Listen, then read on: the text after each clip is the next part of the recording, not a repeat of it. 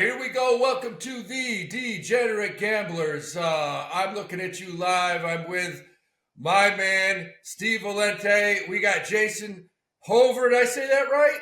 You got it.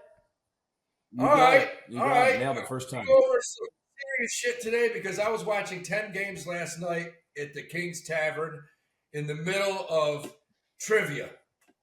And I'm telling you, it was annoying as shit because these people get into trivia. I'm trying to watch the fucking hockey game. I'm watching the Yankees.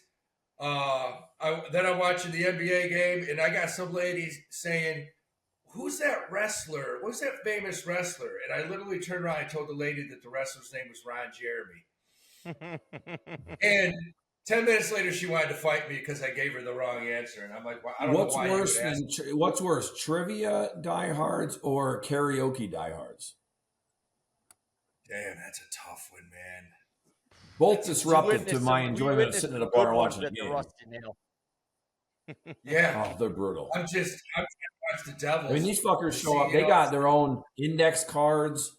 They got songs with the songs they plan on singing, and they're going to request it. And they literally can't wait to get started so quickly. They go out in the street and help the karaoke guy carry his shit in from the road to get set up quicker because they want to sing that quickly. Yeah. Karaoke's that's just a whole degenerate nation right there. I think karaoke's worse. My life, and I lasted maybe 10 seconds because I went offbeat and I started just using all kinds of obscenities, and I don't know. I got booted. Right from the bar, so that was the only time I ever did it. But let's talk baseball real quickly because we've been doing well in baseball. Steve's firing off certain props. He had a home run prop last week. I've hit more baseball parlays this year than I ever have, and we've had some weird comebacks. Hey, Steve, the Yankees and the Sox are fighting right now. Fighting. We're 1-2 here. Hover's a season ticket holder for your New York Yankees. Partial season ticket holder. 81 games is a lot. I can get there from my apartment in 30 minutes. Whenever you want to go, let me know. We'll go. Boys trip. Quick trip to the D train, and I'm right there. I love going to Yankee Stadium. The nicest thing about Yankee Stadium is the surrounding area is really nice. The neighborhood's beautiful. Yeah. It's actually, I will say this, it's gotten nicer over the past 3-4 years because they've developed some of it. There's like a park across the street. Listen, you remember too, going to Yankee Stadium 20, 30 years ago, if you didn't see a good stabbing, it just was a dull day. Meaningless game, yeah. Yeah, so, there's nothing going, and the Yankees are my squad. I have some doubts right now. I like Fried. Fried's on fire. Every time he pitches, I'm taking him 5+ strikeouts. Yeah, it's tough to get. Look, I'm a lifelong Yankees fan. To me, this team feels like the same team that I've watched not win a title. 24 of the last 25 years or whatever the number is. It's tough for me to get really on them right now with the starting pitching because Garrett Cole is out for the year with the Tommy John surgery, and that was obviously unexpected. And once you lose your ace, because that knocks everybody up a peg, right? So now, and Fried is pitching like an ace, but everything behind him is very mediocre right now. Although Rodon has been solid, but the lineup, it's the same. I mean, it feels like this is the same team that's gonna, they'll win the division or get a wild card, and they're not going to be good enough to win the whole thing. It just doesn't feel that way again. No, I mean, Boston's got that same type of a team. They'll win some games. They'll get you right there. They'll get you excited. But that West Division with the Padres, Dodgers, Giants, Diamondbacks, holy shit. Those are 4 teams just dominant, all in the same division. Yeah. Dodgers have an all-star team. Yeah, they do, man. It's going to be interesting. Mets are playing good ball. Mets are playing really good ball. Oh, yeah. I don't know that they have the pitching to certainly not sustained playing 700 baseball all year, but they're even to win, a long playoff series against the Padres or the Dodgers. I wouldn't like them in either of those series based on their starting pitching, but they're playing well right now. It's tough to argue with it. I mean, and that's without Soto really doing anything. No, I mean, you got the Mets leading that division. The Braves are in last place. That'll be reversed probably by August. I look at what the hell's going on. Baltimore just looks terrible. Their starting pitching is horrendous. I mean, what was it? Sunday, I took the Orioles and I sent Steve. I'm like, I think they'll make a comeback. They were down 20-1 in like the fucking 6th inning, and I got the Orioles. We were hanging out at my brother's house. Hove was with us. We were watching. He goes, 20-2. The hell's going on with this Reds Orioles game? Well, they missed the extra point. Yeah. I mean, crazy. Yeah, I had them. I had a 5-game par. I hit 4 of them, and then I'm like, this isn't even close. This is useless. The payout was like 38 cents on a $1,500 parlay because they got down. They couldn't even get Morton out in time. I think he was down 12-1. No, he just had to chew it up a little bit there. They couldn't blow the bullpen for the whole week because he can't get out of the second inning. Yeah, that was just brutal. But we've been crushing it. Last night hit a 3-game parlay plus 250. I had that thing juiced. The Pacers, Thunder. I took the alternate lines -4, -7.5. Then I had the Lakers late. We talked about it, Mehul and I, on the NBA show 2 days ago, and I just didn't think the Lakers would lose 2. Figured they'd pull one out at home.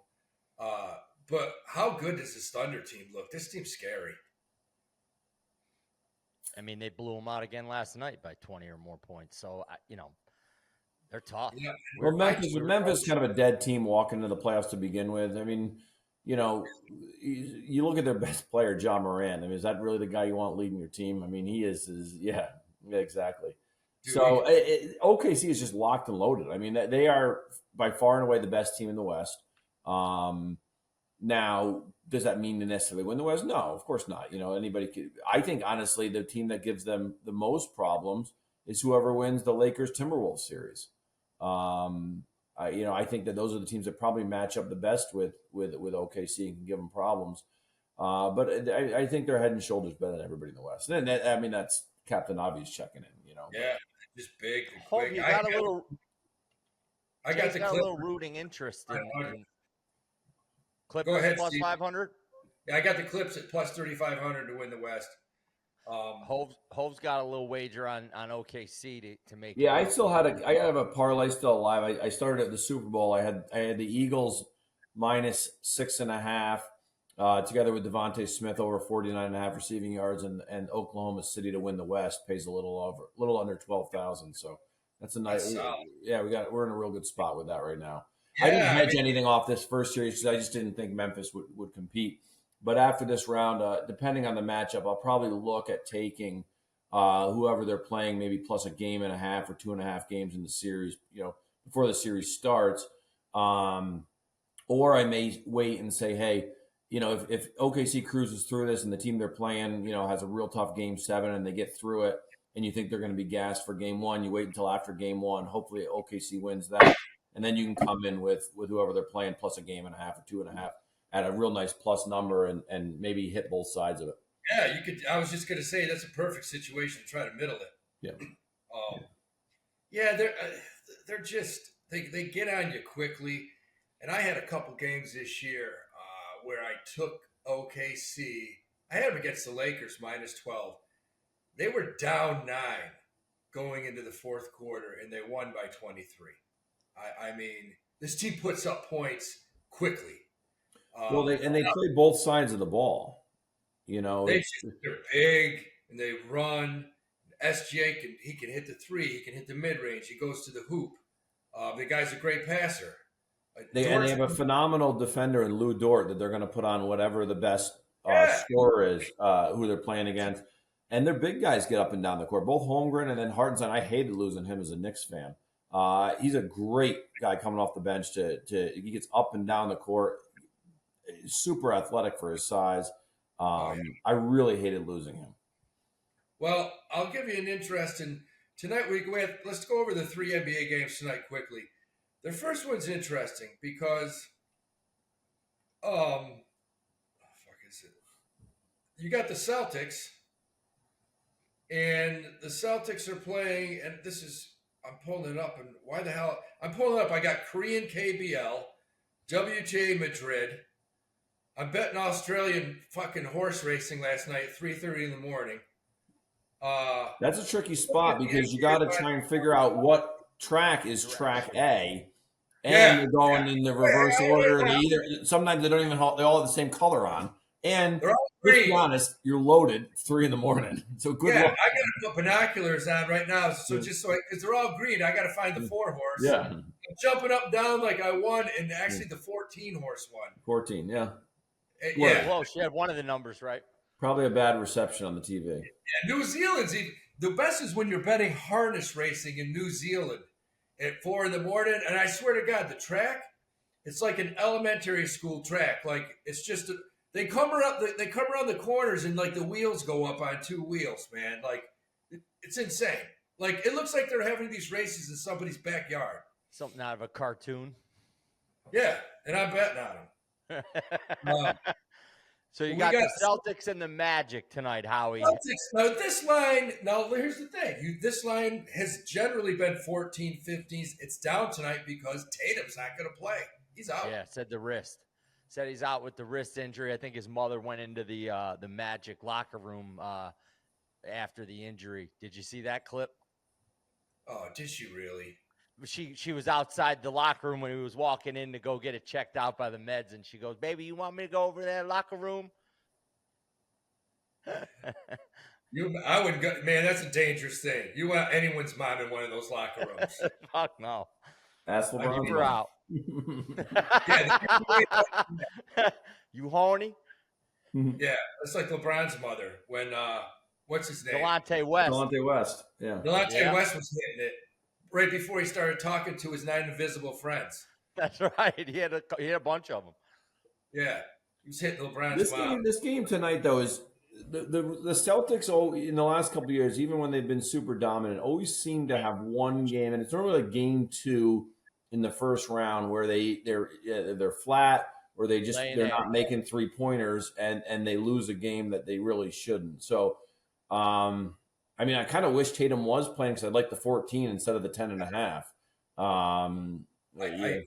I hate this game. I looked it out. I don't like the damn game because, from the past, when you're missing your best player, usually the other players pick up one game and go out and play extra hard and they get the job done. And that's what I could see this happening. On the other hand, if Banchero goes off, has 40 points, and they play well, this game could be close. I think it all just comes down to how well Boston shoots. Because Boston's going to shoot, 43 pointers in the game? I mean, if they're making anywhere north of 38, 39%, it's going to be tough for Orlando to keep up. No, and that's what it'll come down to. It's going to come down to, if Derek White and Peyton Pritchard light it up, if Porzingis hits a couple, it could be over quickly. And you can still have Jaylen Brown. I don't know, though.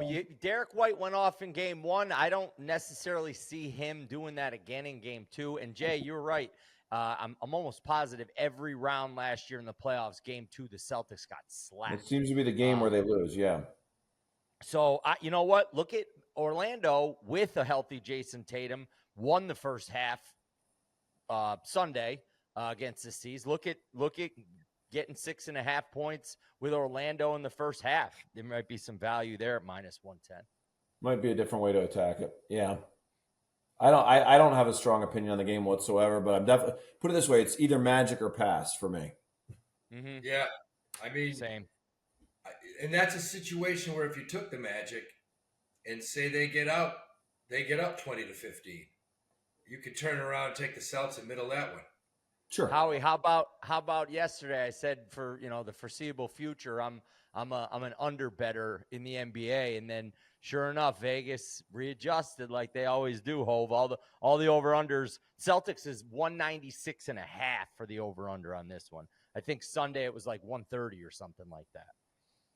That just says that this is going to be a damn low scoring game.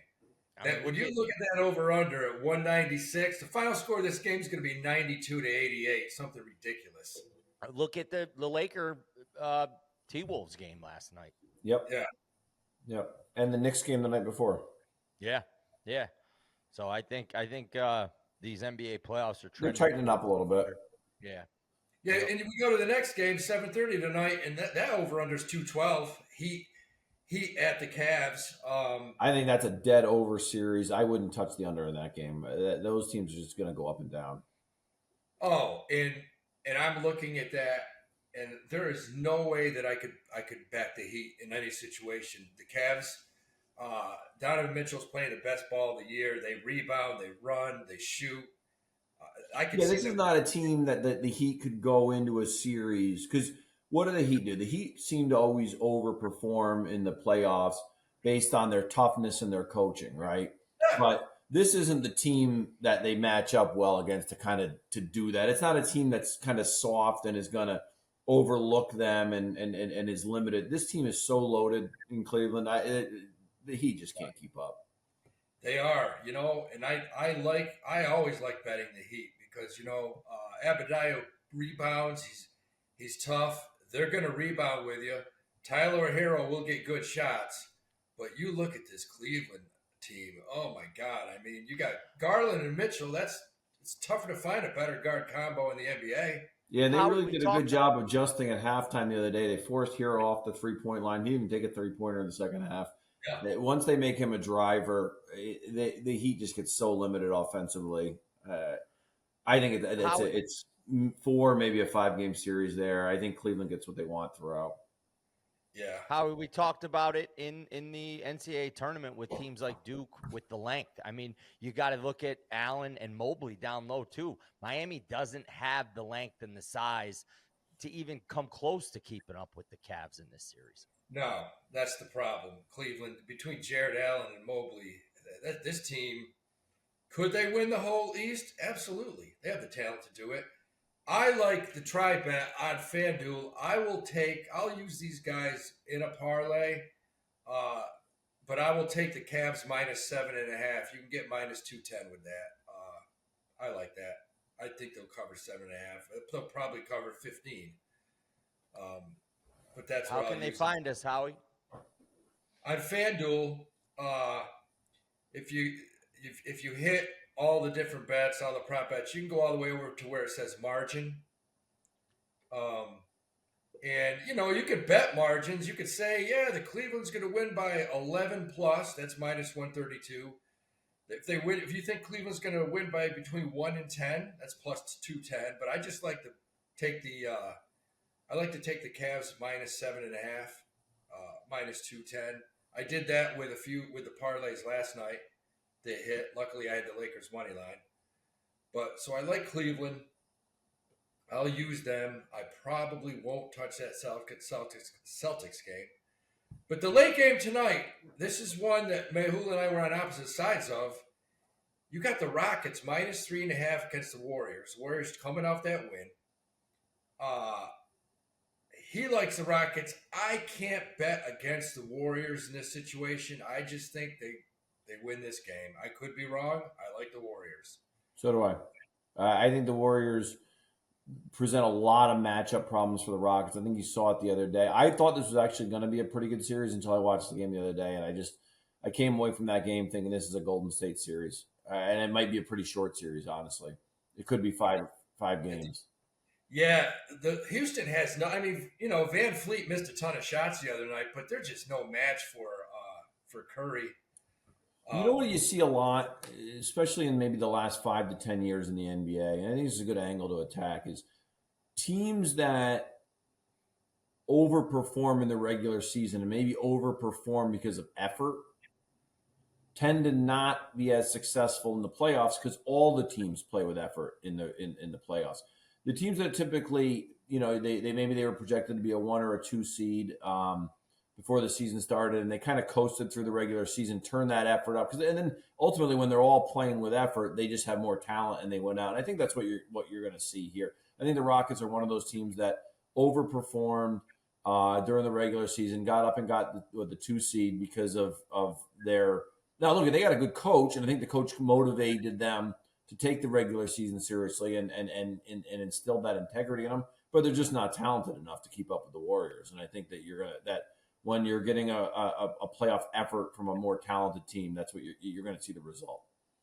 Yeah, and then you got playoff Jimmy, who had 39 points the other night. I mean, he's just a different player. There's a guy who doesn't even want to play in the regular season. That's a perfect example. The guy basically quit on his team, and now he's putting up 40 in the playoff game. Playoff Jimmy, man. Yeah, he's a beast. So I do like Golden State in this game tonight, plus 3.5. I'll probably just take them with the money line and maybe use them with Cleveland minus 7.5. Look at that. I got a $50 bonus. I don't even know what that is. FanDuel's crazy. Take it. Yeah. I'm with Mahul on this one. I'm going Houston. I think they steal one at home. I agree that this is probably the Warriors series for the taking. But I think Fred VanVleet and Dylan Brooks both have playoff experience to go with these younger guys that Houston has. So I do think they steal one at home. But ultimately, the Warriors will. I could see a great angle of Houston early, but Golden State winning. Maybe you get tied into one of those Houston to lead at the half, Warriors to win sort of parlays, which these sites typically offer. I'll get you the number on it quickly here. -2 but I could see that first elevated effort from Houston right away. The desperation come out of the locker room. Maybe Heat Rockets first quarter is a good angle to play. -1.5. Oh, if you can get it for plus 100. Yeah, that's not bad. All right, so that's basically it for NBA. Let's get right into the draft, man. Let's get right into the draft. We're talking NFL right now. And right now, if you want to put futures in, you can grab the Eagles to win the Super Bowl at plus 600, Ravens plus 700, Bills plus 750, Chiefs plus 850, my New York Jets at plus 2 million. I think Poor that is bastard. 3 million. Poor bastard. How about the Giants are plus Still not long 20,000? plus And the still not long enough. 1,000. Still not long enough. I agree, Hope. 20,000. I'll tell you the one I like, which I have tied in. I played a parlay with, and I was trying to do this with college basketball. I couldn't. I had Duke and Auburn, couldn't get them home. But I had I'm parlaying into the Rams to win the Super Bowl. I like the Rams a real lot this year. I think they're currently 22-1. But I parlayed them with Rory to win the Masters, and now it's paying $82,000 or something like that. So that's solid. That's a hell of a parlay. So I like to do those cross-sport futures and maybe identify, because if you get golf right, you don't have to do this for a lot of money, but you get golf right, you get a guy in there it's 10, 20, 30, 40-1, parlay him with a future somewhere else, and you could be talking at, you can get 200, 300, 400-1 on some of this stuff. Yeah. So. And you look at, that's a good point, and you look at the Rams, and the Rams are the sixth favorite team in the NFL to win the Super Bowl, plus 1,800 at FanDuel. And I think they're I think they're the best team in their division by far. I think what you saw from the 49ers last year was the beginning of the regression with them. I don't think Brock Purdy is a great quarterback. They got rid of Debo, which was probably fine. I don't think he was adding a whole lot to them, but I think they missed their window. And I don't think anything of Seattle with Sam Darnold, and I don't think really much of Arizona. So I think they end up probably maybe even a 1 or a 2 seed in the NFC. And look, they gave the Eagles the hardest game out of any team in the playoffs. They had them beat. I mean, if the defensive end there, Carter from the Eagles, doesn't sack Stafford on that play, the tight end's wide open over the middle. It's a touchdown. They just didn't have enough time to develop, and they would have beat the Eagles in that game. They could have moved on. No, they have a legit chance. I mean, you got. Hope, when you think about it too. They kind of took a page out of the Patriots, playbook of moving on from Cooper Kupp early, not paying him that big money that they could probably get in the draft here this year to replace him. Their defense, they restocked that in last year's draft, so they're going to be, those two ends are young and hungry, and I love the coach. The quarterback is a winner. They got Nakua. They got the running back. I think they're primed to really be a good team again this year. Prime to make the big bucks. Yeah. So you have McElroy and the Rams at 250 to 1. It was 100 and I can give you 2 seconds. It was McElroy to win the Masters and the Rams to win the Super Bowl was at 171.5 to 1. All you need is the Rams to get to the Super Bowl, and then you can hedge the shit out of that. Oh, for sure. And it would probably be start hedging maybe a little bit before that, but it would just not pay out. If they made the division final. Yeah, sure. Absolutely. Howie, I told you Hover hates gambling. I told you. Not much of a gambler. Yeah. Well, that's what it's all about, man. It's all about, that's what we like to do at Degenerate Gamblers. We like to get exotic. Perfect fit. Which is a bunch of exotic motherfuckers on here. That's the favorite. You were talking futures in the NFL. That's the future I like the best right now is the Rams. All right. I mean, yeah, you can get them right now plus 1,800 on FanDuel. That's pretty, and you could use them. I might use them with. Make sure you shop around on these futures too, because those numbers. There's a lot of variance in those future numbers between sites. Oh yeah, yeah. I had a bunch of futures with the New York Rangers making the playoffs, which wipe your ass with those. Those coasters you got there. That fucking team has no heart. Fuck them. I'm a Rangers fan. I can't believe the heart they played down. The one weekend where they blow the 2-goal lead in Ottawa on a Saturday afternoon in the third period, and then come back the next night at home, get 2 shorthanded goals on the same power play to tie it up at 3, and then give up 4 straight goals. Fuck that team. They have no heart.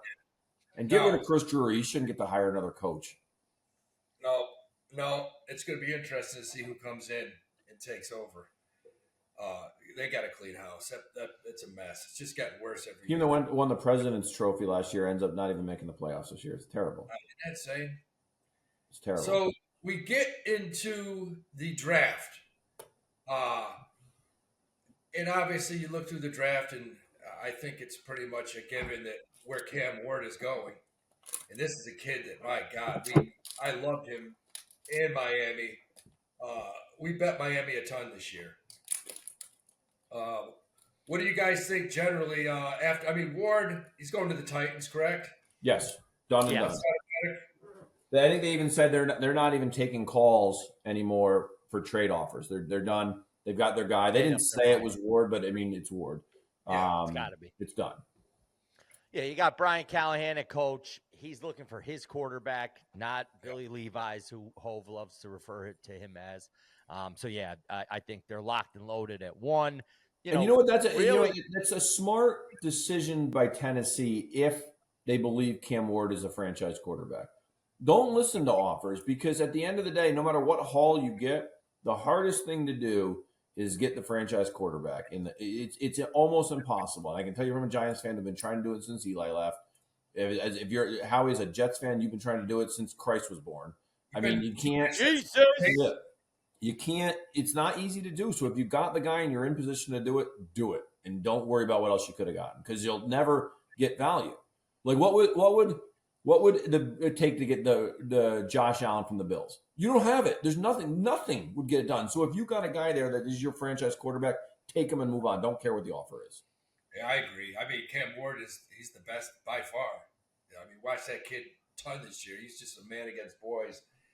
And the Titans, there's no doubt they're taking him. And it looks like the Browns have already told Travis Hunter, you can play anywhere you want here.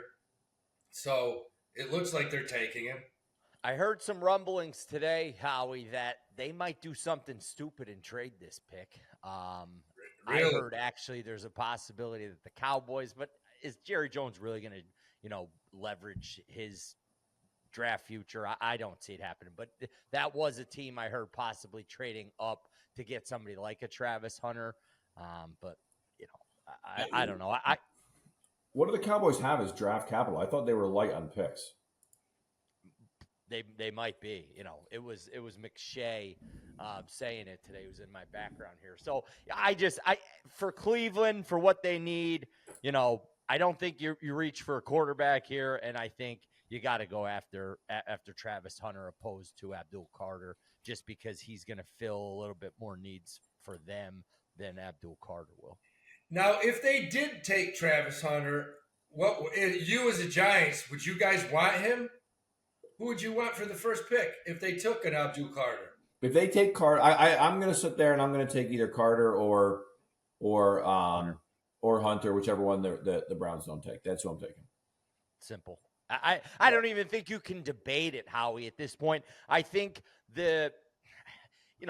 again, I've said it to Hove a bunch of times. I think the quarterbacks here, I think you go 1 to 10. The difference between 10 and 1 in 5 years probably won't be that great of a difference. But I think the difference between a Hunter and an Abdul Carter with the rest of the guys that you have available to select is head over heels above anybody else in this draft. Abdul Carter can change the trajectory of the Giants to go along with Brian Burns and Kayvon Thibodeau, I think.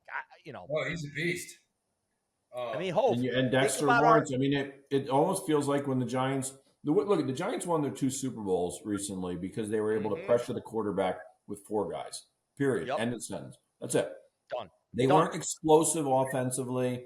They weren't great in the secondary, but they were able to get enough pressure with their front 4 that they didn't have to blitz, and they were able to drop 7 into coverage almost all the time. All right, and that's how they were able to win those Super Bowls. So, back at whether it was Strahan, Umenyiora, the tight or the defensive end from Notre Dame. I can't think of his name right now. I'm struggling. Justin Tuck. Yeah, and then Pierre Paul replaced Strahan when Strahan retired. That's how they were able to win the Super Bowls, and if you can replicate that here a little bit with Burns, Thibodeau, who I'm not real high on Thibodeau to be honest with you, but if he's our 3rd best rusher at that point, put him in on pass rush, and Dexter Lawrence is a monster inside. So they still need depth, but that's a pretty good start. Their linebackers are solid. They really upgraded the secondary in free agency with the cornerback from the Saints and the safety from Miami. So, now look if they end up with Hunter and now they have, really upgraded the secondary and they have an explosive playmaker on offense to go opposite neighbors, and you still have that front 4 that you already have with a solid, it's not terrible either. I think either one of those fits a need. Yeah, you guys, the defense looks good. You may not score a point this season, but the D will be good. I don't disagree with you. You guys one thing I could see, you got to start my man Tommy DeVito. Fuck that guy. Fuck him. I can't like him any less. He represents buttholes. This losing era and complete delusion by our front office, our ownership, and our fan base. That the people that get excited because he comes in and he wins meaningless games to cost us draft position, and they celebrate it with their stupid hand up in the air, the fucking Paisan thing. They look like morons. Yeah, almost as bad as the Jets. Not quite as bad. Almost as bad. You can say whatever you want about your management, your ownership. It doesn't come close to Woody Johnson's rocket scientry. It's getting there. It won't matter. John Mara is clueless. He is not. Ever since his father passed, and look at they hit with Jerry Reese as a general manager. His first draft was phenomenal, led to him winning a couple of Super Bowls. Since then, their drafts have been horrendous. Yeah. If you look at the Giants' draft history over the last 5 to 7 years, it is horrendous. Now, last year, pretty good job. They got Neighbors. All right, they got the running back from Purdue. They got the cornerback from Texas or from Kentucky. So they've done a nice job at last year's draft. Outside of that, Joe Schoen has been horrendous drafting players. Yeah, when I think of the Giants draft, I just think of 2 words: Danny Jones, and that's it. No, that was Gettleman. I threw up. He was an athlete. He was just a pure athlete and just a good decision maker. That's what Daniel Jones was. Couldn't fucking read a defense. Never figure it out. He goes to Duke, and he can't read a defense. It's like, come on. Nerd. He's one of these quarterbacks that you heard nothing about when he was playing in college. Zero. And then suddenly he gets to the combine and draft lead up, and he's the 6th overall pick. Yeah, that was. I don't want anybody like that. Just like that's why I don't want this guy from Louisville this year. He sucks. I don't want him anywhere near the Giants. 1st, 2nd, 3rd, 4th. I don't want him anywhere near us.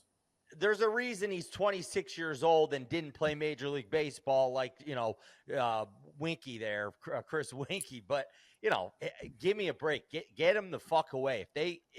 And listen, McShay said something about Dayball that I thought was great. Said Brian Dayball is probably one of the best developers of quarterbacks in this league, one of the very select few.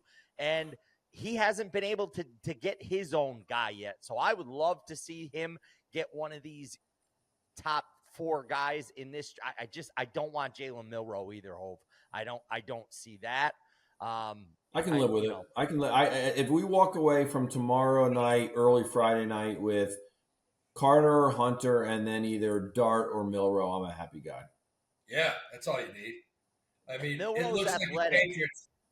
It looks like the Pats could take this offensive tackle for LSU, Will Campbell, and he's a beast. Watch Makes sense. He's a monster. He's the Did you best see offensive him? line. Howie, did you see him? They posted something on Instagram of him squatting 6'15" and just winking to the camera as he was squatting it like he was just lifting the bar. He's a mutant. He's a mutant, man. Will Campbell. Yeah, I've seen him all year. If they had half a decent coach at LSU, that team would have probably been in the national championship. But look, at 5, the Jaguars, and this is my guy. Ashton Genty is the best back I've seen in college in decades. He was a one-man wrecking crew against anyone. And you know who he reminds me of? He reminds me of a Nick Chubb, but better laterally. I think he's better laterally than Nick. But that's what he reminds me of, like a Nick Chubb, if he can stay healthy. Would you think Jacksonville takes him at 5? Hove, I don't know. I don't know what you think about it, Hove. I think Jacksonville needs to protect Trevor Lawrence if that's who they're sticking with at quarterback. You have Travis Etienne at running back already. I know he hasn't been able to stay healthy, but I don't know if you go and take a Ashton Genty this early in the draft when you have so many other needs on that team. You got good offensive tackles. A kid from Missouri is available. Yeah, I mean, who do I think they should take? Who do I think they just do everything wrong in Jacksonville? So they'll probably take Genty. But there's a narrative out there that there's positional value in the running back is increasing again. How towards where it used to be in the 90s and 80s compared to where it went in the last 15 years. And the only explanation for that is the year Saquon Barkley had last year. Now, Saquon Barkley, if he's still on the Giants last year, does not have that year. All right. Saquon Barkley's year last year was a combination of him being an elite running back and being behind an elite offensive line. One doesn't work without the other. So again, I'm from the school of a good running back will excel behind a great offensive line, and a great running back will not do anything behind a porous offensive line. So I don't think it's a pick that I would make in the top 10. And now, what are the I think the Jaguars do something. You get that new coach in there with the weirdest press conference ever. Yeah. I would imagine they stay a little on the conservative side with his first draft and don't try to make a skill position splash. So I think you'd probably see something on one of the lines of scrimmage. All right. I mean, but you know what? Right now, consensus for all the draft or all the betting boards, he's the least favored or the most favored to go to Jacksonville at 5. It's like minus 142. I just think he's a better fit for the Raiders or something like the Bears. You got the Raiders at 6 that could take him if they don't take the offensive tackle. But then you got the Jets at 7. And they're like, they're looking at the tight end, Tyler Warren from Penn State. And it's like, that's what we really need, man. A fucking tight end that's not going to block. He's not going to get the ball thrown to him because we don't have a quarterback. I mean, at this point, I would love the Jets to take Ashton Genty. At least it gives us something to look for when we go to a game. Of course, he'll tear his knee up on that sweet turf over at Giant Stadium. I mean, I did watch the Warren kid play a lot last year for Penn State. I actually really liked him he's a great player. As a pass-catching tight end. He was the number one target for numbnuts there. their quarterback who couldn't complete a pass to a wide receiver. Well, he better get used to that because in who knows who's going to be quarterbacking with the Jet? Who? No idea. I think the Jets end up with the Fields. tackle from Missouri. I think that's If he's ultimately still where there. they land. And I think if you do that, it used to be that the lineman was kind of like the safest pick, right, Yeah. in those spots. But the Giants have even figured out a way to make that not be a sure thing. And same with the Jets. I mean, the year we got Andrew Thomas, you got the other guy there, and then we also got Evan Neal, and he stunk too. So I don't know. It just, yeah. But I think that's where I think that's where they end up is with the tackle from Missouri. That I'd have no problem with that. I mean, we do have some running backs, and who knows? I have no idea who's going to be our quarterback next year. I'm always of the mindset: win the line of scrimmage, win football games. Yeah, just hand off. That's we have decent backs. What do you guys think about Shedeur Sanders? Is he going to wait and go till 21 to the Steelers? I mean, I think he could go higher. I think somebody like him, if he drops past the Saints at 9, then you got to look for some of these other teams to trade up to go get him. I don't think the Giants do it for him, but maybe they do. I hope they don't. But you got the Giants need a quarterback. You got to figure. I mean, who the Saints need a quarterback. I mean, they don't have anyone. Really, you got Derek Carr's going to be out for the whole year. You got Kellen Moore as a brand new head coach down there who's an offensive mind. You got to think they're going to go offense in this draft. Yeah, I tend to agree with you, and I think you're right that that's the point of no return for him for really starting to slip. And I think that's why he canceled his attendance at the draft. Because I don't think the Saints are taking him. I think I've heard a lot of guys, local reporters from New Orleans area that said no, they do not like Sanders. They're not taking him. No way, no how, no shot. And if he gets past that, you start looking at Bears, 49ers, Cowboys, Dolphins, Colts, Falcons, Cardinals, Bengals, Seahawks, Bucks, the Broncos. Nobody's taking them in there. So you're all the way down to the Steelers at 21. 21. That's the next spot where you could see him coming off the board. And I quite honestly don't think a franchise like the Steelers is going to go for somebody like him. I think they're putting their eggs in Aaron Rodgers' basket. He's going to wait till after the draft and he's going to sign with the Steelers. That's my take. I don't see it happening. If you're the Giants and Shedeur Sanders is around, do you take him over Jackson Dart? Me personally, no. Dart's a good quarterback, man. Dart put up 3 years in the SEC. I think what would you have? Over 20 touchdown passes in each season. I don't know, man. I'm not sold on Shedeur Sanders, and with the baggage that comes along with him, I just don't think he's got that high of a value. Yeah. I watched a good amount of their games. I was never impressed with Shedeur Sanders in any of these games. Like, nothing jumped out of the screen at me. I mean, and then there's all the other bullshit that comes around with it. I just, to me, I would give me Jackson Dart, give me Jalen Milroe if you think that the size, because Milroe's skill set kind of matches Josh Allen a little bit. Big, strong guy is going to run the ball out, and I could see Dable kind of liking that and going in that direction. I could see him liking Dart. I don't see what Shedeur Sanders does really well. Like, I don't. What does he do well? I don't know. And there's a headache that comes with him, and there is. And I don't think he fits Daboll's system, Hove. I mean, you saw what Daboll could do with dog shit Daniel Jones in one healthy season. They went to the playoffs. He's coach of the year. He likes a guy that can get outside the pocket, that can run, can check down, read a defense. It's just, to me, I just feel like somebody like a Jackson Dart is a better fit for Brian Daboll's system. Well, we'll see. Yeah. But if you guys got anything else for the draft? Howie, if you look at it, I mean, there's not a lot of teams that need a quarterback either. So the likelihood of Sanders dropping could be huge. And honestly, if you're not going to trade up for him, I think you could get value in kid from Syracuse, Hove. Kyle McCord. I love him.